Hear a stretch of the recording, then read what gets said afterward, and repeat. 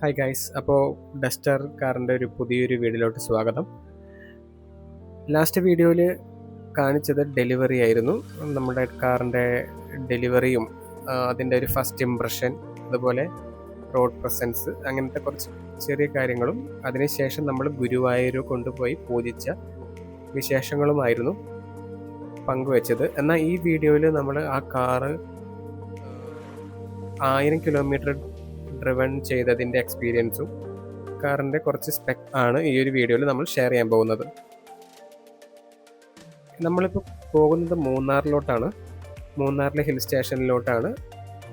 ഇവിടുത്തെ വളവുകളും ആ ഒരു ഹെയർ പിൻസിൻ്റെ ഒരു എക്സ്പീരിയൻസും കൂടെ നമ്മൾ ടെസ്റ്റ് ചെയ്യാൻ കൂടിയായിരുന്നു നേരെ മൂന്നാറിലോട്ട് കൊണ്ടുപോയത്. അപ്പോൾ ഈ ഒരു വീഡിയോയിൽ ഈ കാറിനെ കുറിച്ചുള്ള ഡീറ്റെയിൽസും അതിൻ്റെ എക്സ്പീരിയൻസ്, ഒരു 1000 കിലോമീറ്റർ ഓടിയതിൻ്റെ എക്സ്പീരിയൻസും, അതുപോലെ കാറിൻ്റെ ലുക്ക്, അതിൻ്റെ ഫീച്ചേഴ്സ്, കംഫർട്ട്, മൈലേജ്, എൻജിൻ, അങ്ങനെയുള്ള ബേസിക് ഡീറ്റെയിൽ ആയിട്ടുള്ള കാര്യങ്ങളാണ് ഒരു മൂന്നാർ ട്രിപ്പിലൂടെ ഈ ഒരു വീഡിയോയിലൂടെ എക്സ്പ്ലെയിൻ ചെയ്യാൻ പോകുന്നത്. ഒരു സമയത്ത് വളരെയധികം ഫാൻ ബേസ് സൃഷ്ടിച്ച ഒരു മോഡലായിരുന്നു ഈ ഡസ്റ്റർ. വളരെ കാലത്തിന് ശേഷം അതിൻ്റെ ഒരു പുതിയ വേർഷൻ, ഒരു പവർഫുൾ വേർഷൻ തന്നെ എന്ന് പറയാം.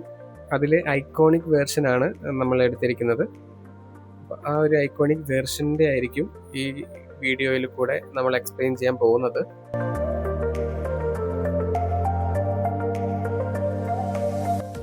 ഈ കാറിൻ്റെ മുന്നിൽ നിന്ന് നോക്കുമ്പോൾ ഉള്ള ആ ഒരു വൈഡ് ഡിസ്റ്റൻസും ഉയർന്ന ബോണറ്റും LED ലൈറ്റിംഗ് സിഗ്നേച്ചറും എല്ലാം, ഒരു ശക്തമായ ബമ്പർ ഡിസൈനും, അതിൻ്റെ പുറകിൽ നിന്ന് നോക്കുമ്പോൾ കാണുന്ന ആ ഒരു ടൈൽ ലാമ്പ്, ഈ ഒരു ഡിസൈൻ തന്നെയാണ് ഈ ഒരു പഴയ ഡസ്റ്ററിൽ നിന്ന് ലുക്ക് കൂട്ടുന്നത്.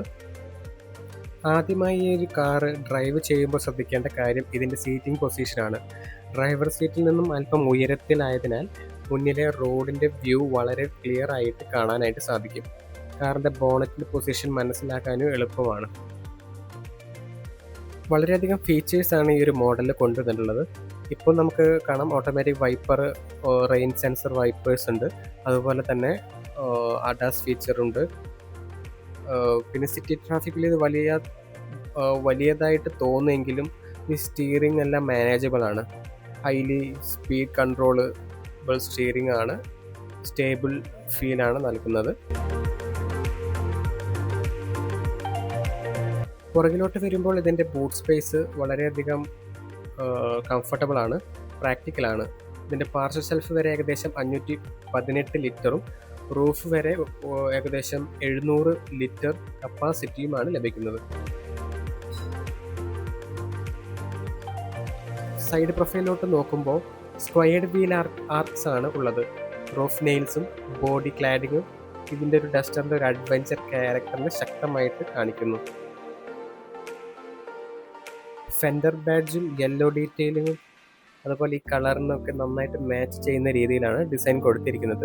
ടയേഴ്സിൻ്റെ സൈഡ് വോൾ നല്ലതായതിനാൽ മോശം റോഡുകളിലൊന്നും റൈഡ് കംഫർട്ട് നഷ്ടപ്പെടാതെ സഹായിക്കുന്നു.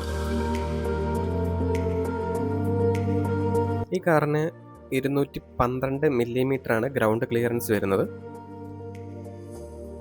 ഇതിൻ്റെ ഡാഷ്ബോർഡ് ഡിസൈൻ വളരെ മോഡേൺ ആണ്. ഡ്രൈവറിനെ ഫോക്കസ് ചെയ്തുള്ള ലേഔട്ട് ആയതിനാൽ സ്ക്രീനും കൺട്രോൾസും ഗിയർ സെക്ടറും എന്നിവ വളരെ എളുപ്പത്തിൽ തന്നെ യൂസ് ചെയ്യാൻ പറ്റുന്നു.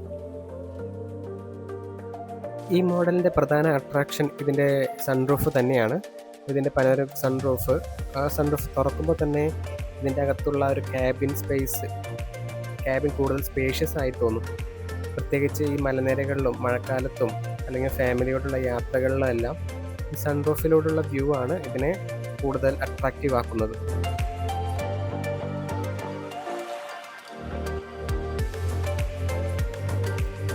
കാറിൻ്റെ പിൻവശത്ത് വരുമ്പോൾ ഈ കാണുന്ന കണക്റ്റഡ് സ്റ്റൈല് ടെയിൽ ലാമ്പ് ഡിസൈനാണ് ആദ്യം ശ്രദ്ധിക്കേണ്ടത്.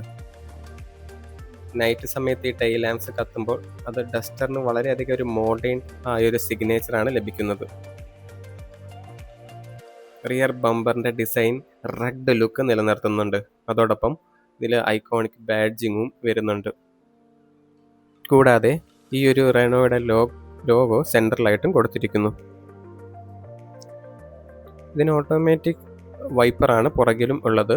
അതുപോലെ ക്യാമറ 360 ക്യാമറയും 4 വശത്തായിട്ടും കൊടുത്തിരിക്കുന്നു. ഈ അലോയ് വീലിൻ്റെ ഒരു ഡിസൈൻ അതൊരു സ്ക്വയർഡ് വീൽ ആർക്ക് രീതിയിലാണ്. കൂടാതെ ഈ ഒരു ഐക്കോണിക് എഡിഷൻ്റെ ബാഡ്ജിങ്ങും റെനോയുടെ ഒരു ലോഗോയും സൈഡിൽ കൊടുത്തിരിക്കുന്നു. മിററിൽ 360 ക്യാമറയും ഇൻഡിക്കേറ്ററും കൊടുത്തിട്ടുണ്ട്. അതുപോലെ മുകളിലും താഴെയായി ഈ ഡസ്റ്റർ എന്നുള്ള ഒരു സ്റ്റിക്കർ പോലെ ലോഗോയും കൊടുത്തിട്ടുണ്ട്. ഇതിൻ്റെ ഐക്കോണിക് എഡിഷൻ ഈ ഒരു സൈഡ് ഡേക്കൽസും ഫെൻഡർ ബാഡ്ജും യെല്ലോ ഡീറ്റെയിലിംഗ് എല്ലാം ഈ കളറിനൊപ്പം നന്നായി മാച്ച് ചെയ്യുന്ന ഒന്നാണ്. അങ്ങനെ പുറകിലോട്ട് വരുമ്പോൾ ഈ ഒരു കാണുന്നത് ക്യാമറയാണ്, സെൻസർ ക്യാമറ 360 ക്യാമറ. അതുപോലെ ഇതിൻ്റെ ബൂട്ട് സ്പേസ് അത്യാവശ്യം വലിയൊരു ബൂട്ട് സ്പേസ് ആണ്.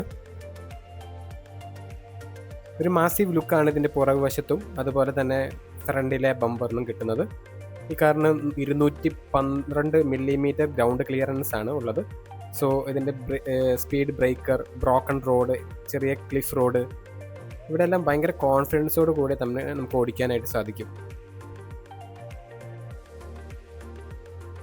ഇനി കാറിൻ്റെ പ്രധാനപ്പെട്ട എൻജിൻ ഭാഗത്തോട്ട് വരാം.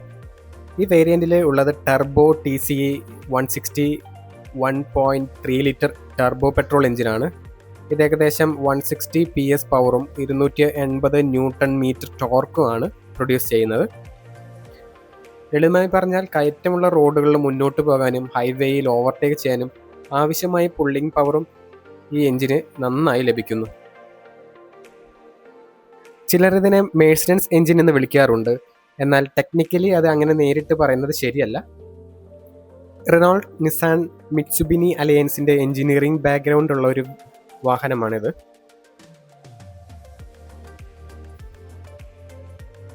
ഇതിൻ്റെ ഇൻഫോർടൈൻമെൻറ്റ് സിസ്റ്റം നോക്കിക്കഴിഞ്ഞാൽ ഇതിന് ലാർജ് ടച്ച് സ്ക്രീൻ ആയത് കണ്ട് മാപ്പും മ്യൂസിക്കും connectivity, phone connectivity, vehicle settings എന്നിവ വളരെ എളുപ്പമായിട്ട് തന്നെ യൂസ് ചെയ്യാൻ പറ്റും.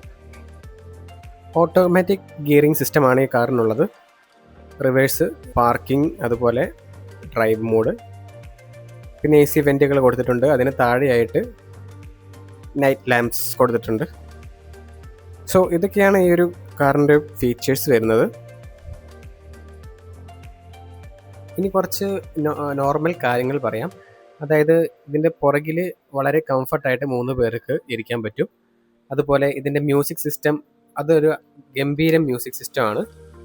പിന്നെ വരുന്നത് ഇതിൻ്റെ സ്റ്റിയറിങ്ങും അതുപോലെ ഇതിൻ്റെ പെർഫോമൻസ്. ഇപ്പോൾ നമ്മളൊരു ഏകദേശം 1000 കിലോമീറ്റർ ഡ്രൈവ് ചെയ്ത് കഴിഞ്ഞു. അപ്പോൾ ഇതിൻ്റെ റോഡ് പ്രസൻസ് അമേസിങ് ആണ്.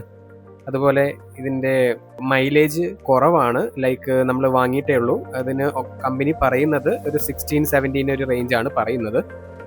അപ്പോൾ ഇതിന് 3 മോഡുകളുണ്ട് ഡ്രൈവിംഗ് മോഡിൽ. Eco mode, comfort mode, perso mode എന്നീ 3 മോഡുകളാണ് ഇതിലുള്ളത്. അതിനനുസരിച്ച് ഇതിൻ്റെ പെർഫോമൻസും കാര്യങ്ങളും മാറും. അതുപോലെ മൈലേജും അനുസരിച്ച് മാറുന്നതാണ്. അപ്പോൾ നമ്മൾ പുറകിലത്തെ സീറ്റിൻ്റെ കംഫർട്ടാണ് നോക്കുന്നത്. 3 പേർക്ക് ഭയങ്കര ലാവിഷായിട്ടിരിക്കാൻ പറ്റുന്ന ഒരു സീറ്റിംഗ് ആണ് പുറകിലുള്ളത്.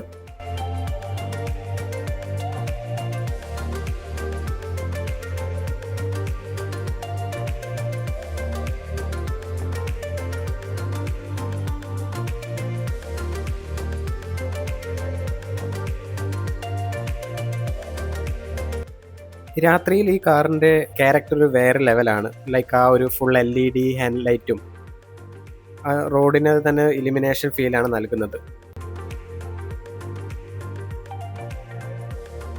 പിന്നെ DRL സിഗ്നേച്ചർ കാറിന് ദൂരത്ത് നിന്ന് തന്നെ തിരിച്ചറിയാനായിട്ട് സഹായിക്കുന്നു.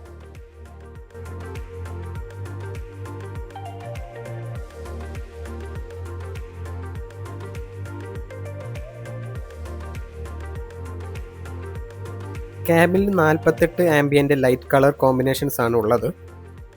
ഇത് മോഡിനനുസരിച്ച് നമുക്ക് കളർ മാറ്റാൻ കഴിയും. അതായത് എക്കോ മോഡ്, കംഫർട്ട് മോഡ്, അതുപോലെ പെർസോ മോഡ്, ഈ 3 മോഡിനനുസരിച്ച് കളേഴ്സ് മാറ്റാനായിട്ട് സാധിക്കും.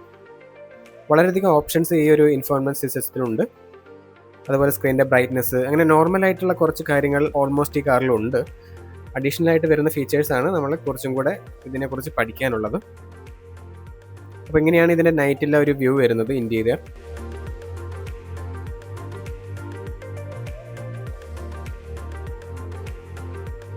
സോ ഇനി ഞാൻ ഇതിൻ്റെ ഒരു 1000 കിലോമീറ്ററിൻ്റെ ഒരു എക്സ്പീരിയൻസ് പറയാം. ഇതിൻ്റെ design, road presence, suspension, comfort, engine presence, spacious interior, boot space, അതുപോലെ എല്ലാം ഈ കാറിന് വളരെയധികം ഇഷ്ടപ്പെടുന്ന കാര്യങ്ങളാണ്. സോ ഇത്രയൊക്കെയാണ് ഈ കാറിൻ്റെ വിശേഷങ്ങൾ. നമുക്കിനി അടുത്തൊരു വീഡിയോയിലുമായിട്ട് വീണ്ടും കാണാം.